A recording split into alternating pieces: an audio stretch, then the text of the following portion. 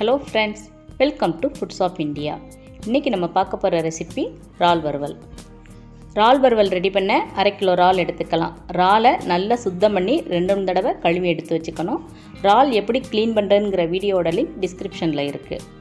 நல்லா சுத்தம் பண்ணி கழுவுன இறால் இப்போ ரெடியாக இருக்குது. முதல்ல இதுக்கு தேவையான மசாலாவை நம்ம அரைச்சி எடுத்துப்போம்.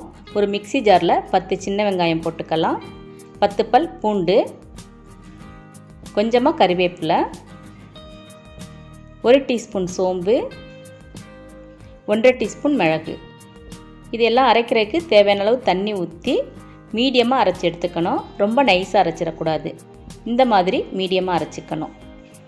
பேனில் 3 டேபிள் ஸ்பூன் எண்ணெய் விட்டுக்கலாம்.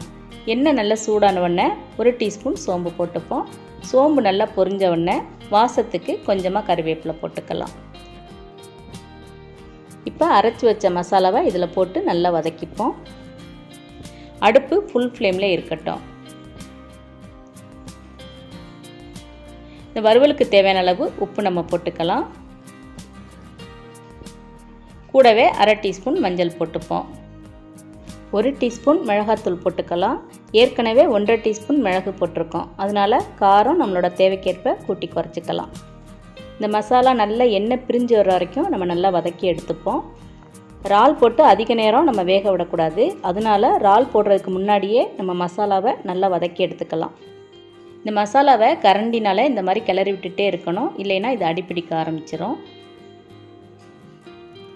இப்போ நல்லா எண்ணெய் பிரிஞ்சு வந்துட்டது. இந்த டைம் நம்ம எடுத்து வச்சுருக்க இறாலை இதில் போட்டு நல்லா மிக்ஸ் பண்ணிப்போம். இறாலும் மசாலாவும் நல்லா மிக்ஸ் ஆகிட்டது. இப்போ நம்ம அடுப்பை சிம்மில் வச்சுக்கலாம். ஒரு மூடி போட்டு மூடி 5 நிமிஷம் சிம்மில் வேக விடுவோம்.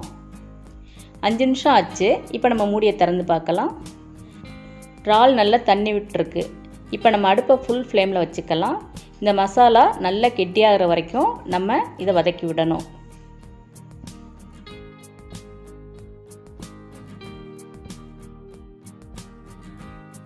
இந்த இறால் வறுவலை சாதத்தோடு கலந்து சாப்பிட்டுக்கலாம். சாம்பார் சாதம், ரசம் சாதம், தயிர் சாதத்துக்கு சைட் டிஷ்ஷாகவும் எடுத்துக்கலாம்.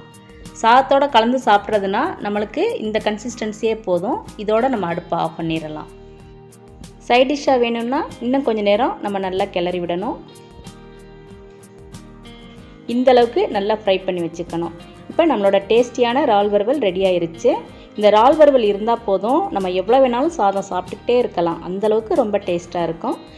நீங்களும் இந்த மெத்தடில் இறால் வறுவல் ட்ரை பண்ணி பார்த்து எப்படி இருந்துச்சுன்னு கமெண்ட்ஸில் சொல்லுங்கள்.